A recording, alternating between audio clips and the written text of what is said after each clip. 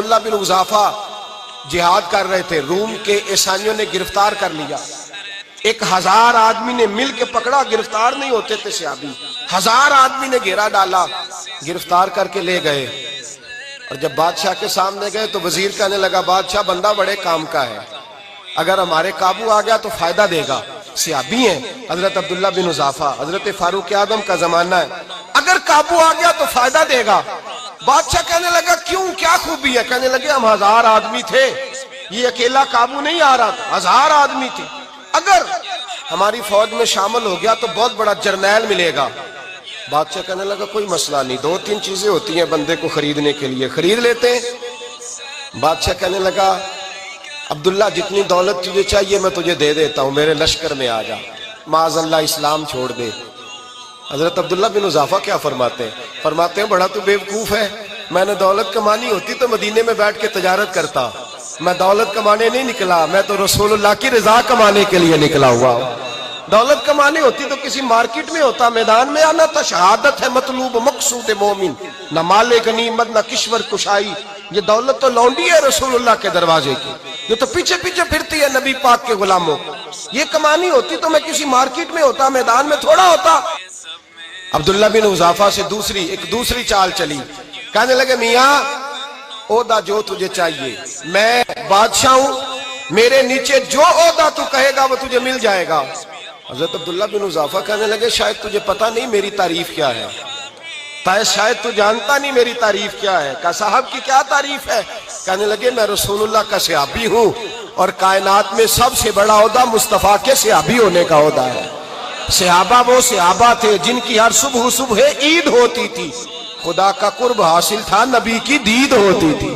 فرمایا میں نے حضور کے جلوے دیکھے ہوئے ہیں، مجھے عہدے کی ضرورت ہی نہیں، اور میں نے عہدہ لینا ہوتا تو میں سیاست کرتا، میں تو شہادت لینے نکلا ہوں میدان میں، عہدے کا میں نے کیا کرنا ہے؟ اب بادشاہ کہنے لگا اسے قتل کر دو۔ وزیر کہنے لگا نہیں، ایک بات اور ہے، مجھے ایک چال اور چلنے دو۔ کہا وہ کیا؟ کہنے لگے میری بیٹی بڑی خوبصورت ہے، مجھے موقع دو اپنی ہی بیٹی کو سجا بنا کے، وہ جوان جس کی جوانی اتنی بڑی ہے کہ 1000 آدمی مقابلے میں کھڑا نہیں ہوتا، اس جوان کے کمرے میں رات کی تنہائی میں بنا سوار کے بی بی کو بھیجا۔ وہ بی بی کہتی ہے میں ساری رات بن سور کے اس صحابی کے کمرے میں بیٹھی رہی، لیکن یہ کیا شخص تھا، ساری رات ہی مصلے پہ بیٹھا رہا، ساری رات ہی، کچھ دیر تھک جاتا تو یہ کریم رسول پہ درود پڑھنا شروع کر دیتا۔ بی بی کہتی ہے سحری ہو گئی تو میں نے چھو کے دیکھا کہ انسان ہے کہ جن ہے، یہ بندہ ہے کہ فرشتہ ہے، چھو کے دیکھا۔ کہنے لگے پیچھے ہٹ جا۔ میں نے کہا میں نے تو سنا تھا تو 1000 کے مقابلے میں ہے اور تو اتنا بے حس ہے کہ بنی سوری دلہن بیٹھی ہے، تو نے نظر نہیں کی؟ عبداللہ بن حذافہ، بی بی کہتی ہے نظر پھر نہیں اٹھائی، نظر پھر جھکی ہوئی ہے۔ کہنے لگے بی بی میں مجبور ہوں، اب میرے اوپر کوئی غسل نہیں چلتا، میں نے جلوہ والضحیٰ کا دیدار کیا ہوا ہے، اب میری نگاہوں میں جچتا نہیں کوئی، اس لیے کہ جیسے میرے سرکار ہے ایسا نہیں کوئی۔ کبھی بھی اب نہیں کسی کا میرے اوپر جادو چلتا، میں نے مصطفیٰ کو، اور کہا ذرا پیچھے ہٹ کے بیٹھ، مجھے میرے رسول نے غیر محرم سے بچنے کا حکم دیا ہے، ذرا پیچھے ہٹ کے بیٹھ۔ سحری کا وقت تھا، وہ بی بی کہتی ہے اس نوجوان کے جملے میرا سینہ چیر گئے، کلیجہ پھٹ گیا، چیخ نکلی، میں کفر کے عالم میں روئی۔ میں نے کہا مجھے بتا تو صحیح، آخر یہ جذبہ کہاں سے ملتا ہے، آخر یہ روشنی تو میں نے دیکھی نہیں، کہاں سے آتی ہے؟ ایک میرا باپ ہے جو بنا سور کے مجھے تیرے کمرے میں چھوڑ گیا، بتلا یہ کہاں سے کیف آتے ہیں؟ عبداللہ بن حذافہ کہنے لگے اگر کیف لینا ہے تو تو بھی میرے مصطفیٰ کا کلمہ پڑھ جا، آجا دروازہ رسول پہ جھک جا، مل جائے گا۔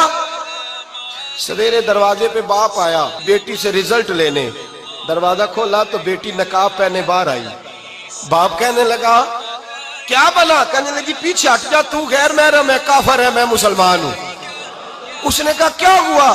کہنے لگی تیرے جیسے کو باپ کہوں، تیرے جیسے کو جو مجھے استعمال کر رہا تھا، میں تجھے باپ نہیں مانتی، میں اب رسول والی ہو گئی ہوں، میں حضرت فاطمہ کی کنیزہ ہو گئی ہوں، میں اب نبی کریم کی خادمہ ہوں، خبردار میرے قریب نہ آنا۔ یہ دعو بھی ناکام ہوا۔ اب حضرت عبداللہ بن حذافہ کے سامنے موت کھڑی کی، ایک کڑا میں تیل گرم کیا، کہنے لگے تجھے اس میں جلایا جائے گا۔ حضرت عبداللہ بن حذافہ رضی اللہ تعالیٰ عنہ جب جلنے کے قریب ہوئے تو رونے لگے۔ روم کا بادشاہ کہنے لگا شاید ڈر گیا ہے، کہنے لگے اب سمجھ آئی ہے، اب تجھے پتا چلا ہے، چل آ جا۔